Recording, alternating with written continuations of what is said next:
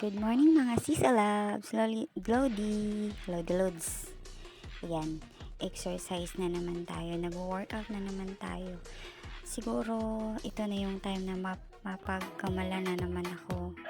Ay sana naman mapagkamala na tayo na nagsusuot ng foam sa puwet, char. Lalaki na sana yung puwet natin.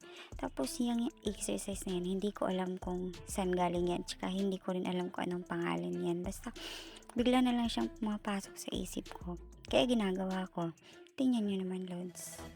Sisi, gayahin nyo kaya ako yung kahit ano na lang mapag-iisipan. Basta gumagalaw yung katawan.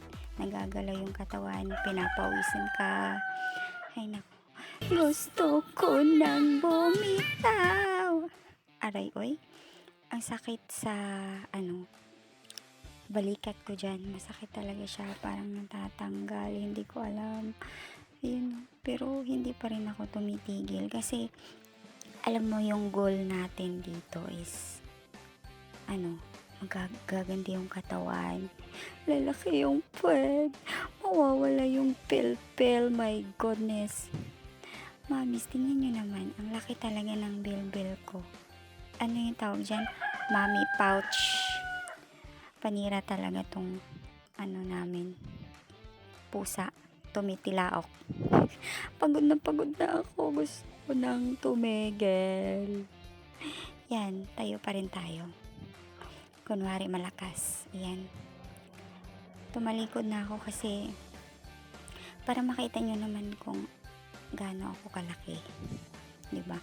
Tsaka may nagsabi sa akin na ba't daw ako nag-exercise, nag-workout payat na daw ako. Hindi kaya ako payat. Ang laki ng bilbil ko, guys. Wala akong puwet. My goodness. Sana magkaroon na to sa ginagawa ko.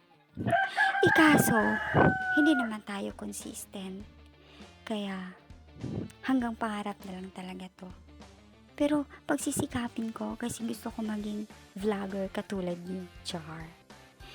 Actually talaga guys,